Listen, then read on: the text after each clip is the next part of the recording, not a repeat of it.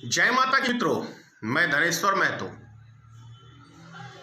डर गई मोदी सरकार, अब नीचता के ऊपर उतर गई है।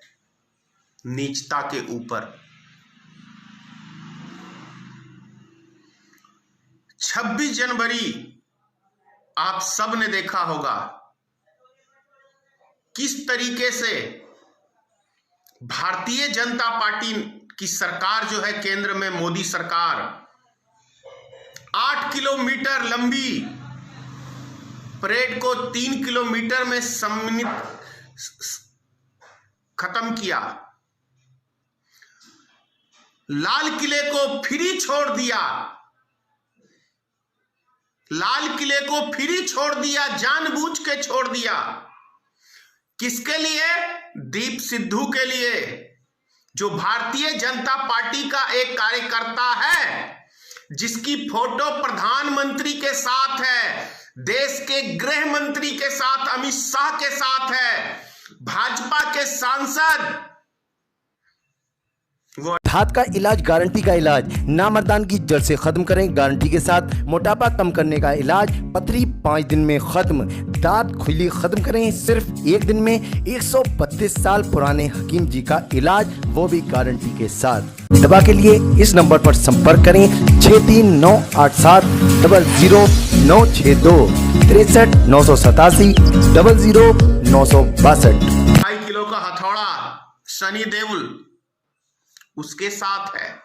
यानी टोटल चित्र भारतीय जनता पार्टी के नेताओं के साथ है, और वो किसान के आंदोलन का हिस्सा बनता है एक सोची समझी रणनीति के तहत, और उसके लिए लाल किला फ्री छोड़ दिया जाता है कि जाओ, तुमको किसानों का आंदोलन बदनाम करना है। किस तरीके से करना है?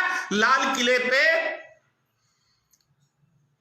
सिखों का, गुरु गोविंद साहब का वो झंडा लगा के, निशान जो कहते हैं, और वही झंडा प्रधानमंत्री लगाते हैं तो वो खालिस्तानी नहीं, वो देश के प्रधानमंत्री लगा रहे हैं। लेकिन अपने ही कार्यकर्ता के द्वारा वहां पे झंडा लगवाते हैं तो देश का अपमान होता है, क्योंकि मकसद किसानों को बदनाम करना है, आंदोलन को कुचलना है। उसका जीता जागता उदाहरण कल भी देखा हमने, परसों भी देखा हमने। गाजीपुर बॉर्डर पे, टिकरी बॉर्डर पे क्या घटनाएं घटी हैं, देश के एक एक नागरिकों ने देखा। और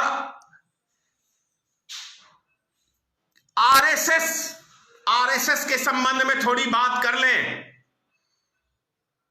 जानते हैं, जब राष्ट्रपिता महात्मा गांधी को नाथूराम गोडसे ने गोली मारी थी, उस देशद्रोही ने, उस नमक हराम ने, जो राष्ट्रपिता हमारे कहलाते हैं महात्मा गांधी, जिसका चिन्ह आज नोटों के ऊपर छपा हुआ रहता है, सैकड़ों बार जेल गए, देश की आजादी के लिए अपने जान का बलिदान दिया।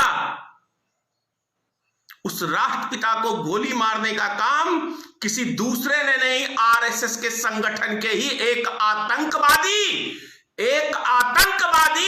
नाथूराम गोडसे ने गोली मारने का काम किया। और आज ये देश के किसानों को आतंकवादी बोलते हैं। अरे आरएसएस संगठन को तो जिस समय महात्मा गांधी जी को गोली मारा था, उस टाइम के गृह मंत्री कौन थे? सरदार वल्लभ भाई पटेल। उसी टाइम के अंदर उस संगठन को बैन करने के बाद कहा था सरदार पटेल जी ने कि ये आतंकी संगठन है, ये सनकी संगठन है। और इसी सनकी संगठन के लोगों ने कल हमारे अन्नदाता किसानों के ऊपर पुलिस प्रशासन की मौजूदगी में पत्थर चलाने का काम किया, और मोदी सरकार की पुलिस वहां बैठ के तमाशा देखती रही।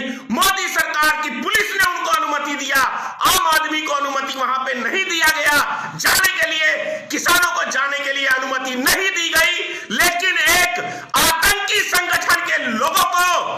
वहां पे पत्थर मारने के लिए, किसान भाइयों के ऊपर लाठी भाजने के लिए, उनका कत्ल करने के लिए दिल्ली पुलिस, यूपी पुलिस और केंद्र सरकार की जिसे हम कहते हैं फोर्स, वो उनकी देख रेख में पत्थरबाजी हो रहा था और ये प्रशासन के लोग बैठ के तमाशा देख रहे थे। तो आतंकी कौन है?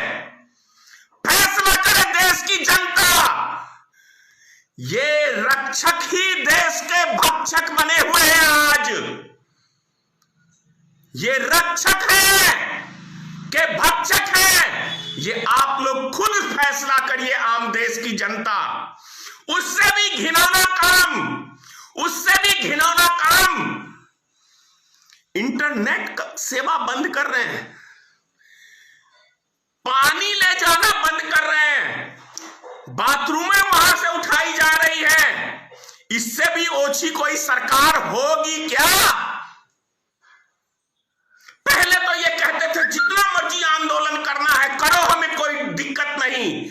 क्यों मोदी जी कैसे फटने लगी है आपकी फटने लगी है, आपके सरकार की फटने लगी है, आपके मुख्यमंत्रियों की फटने लगी है, और योगी आदित्यनाथ की तो सबसे पहले फटनी चालू हो जाती है। सबसे पहले योगी आदित्यनाथ की फटनी चालू हो जाती है।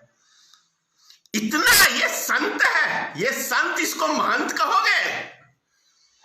एक कोई लुच्चा लफंगा गली का गुंडा मुख्यमंत्री बन गया है और जुल्म सितम देश के अन्नदाता किसानों के ऊपर कर रहा है। उनके ऊपर लाठियां भजवाता है, उनके ऊपर गोलियां चलवाता है और अपने आप को संत महात्मा की प्रस्तुत करता है। ये गुंडा है, गुंडा। गुजरात के 2 गुंडे और एक उत्तर प्रदेश का गुंडा। इन गुंडों ने देश का जीना हराम कर रखा है। अरे 2022 में ही चुनाव है, ज्यादा दिन नहीं है। कितने दिन और गुंडागर्दी कर लोगे? अब तो हमारे अन्नदाता किसानों ने भाजपा के नेताओं को गली में, अपने गांव में प्रवेश के लिए भी नो एंट्री का बोर्ड लगा दिया है। इसी अन्नदाता के बदौलत आज सिंहासन पे बैठे हुए हो ना। और यही अन्नदाता, देश का किसान, देश का नौजवान आपको सत्ता से बाहर का रास्ता दिखाएगा। और मेरी बातें याद कर लेना आज की वीडियो में। वो दिन दूर नहीं है कि इस देश का प्रधानमंत्री जेल में चक्की पीसेगा और उत्तर प्रदेश का मुख्यमंत्री भी जेल में चक्की पीसेगा। आज इस बात को गांठ बांध लेना भाजपाइयों। धनेश्वर महतो कह रहा है वो दिन दूर नहीं है। जुल्म सितम की सरकारें टिकी नहीं है और उनका अंजाम भी बहुत बुरा हुआ है।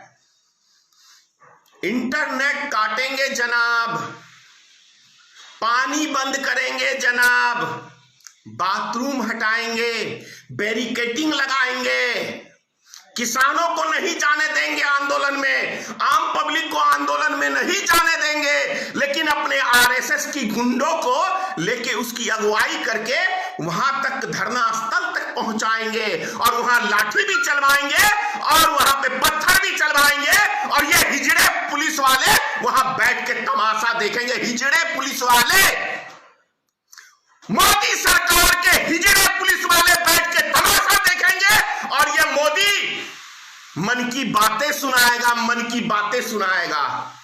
क्या करेगा? मरवा देगा। सीना ठोक के बोलता हूं, किसान का बेटा हूं, मरने से नहीं डरता। तुम लोग ने तो इस देश की लुटिया डुबो के धर दी है। जिस थाली में खाते हो उसी में लैट्रिन भी करते हो, उसी में पेशाब भी करते हो। यही आरएसएस का चाल चरित्र है और यही इस देश का प्रधानमंत्री है, यही इस देश का योगी आदित्यनाथ मुख्यमंत्री है उत्तर प्रदेश का। ये जिस थाली में खाते हैं हरामी, उसी थाली में छेद करने का काम मोदी भी करता है, योगी आदित्यनाथ भी करता है। ये दोनों नमक हराम है, नमक हराम है। जिन्होंने इनको सर पे बिठाया उसी के सर पे आज ये तांडव कर रहे हैं, तांडव कर रहे हैं। समझ लो देशवासियों, जगह जगह महापंचायत बुलाई जा रही है, जगाया जा रहा है देश के किसानों को, तो पाबंदी लगाने का काम चल रहा है।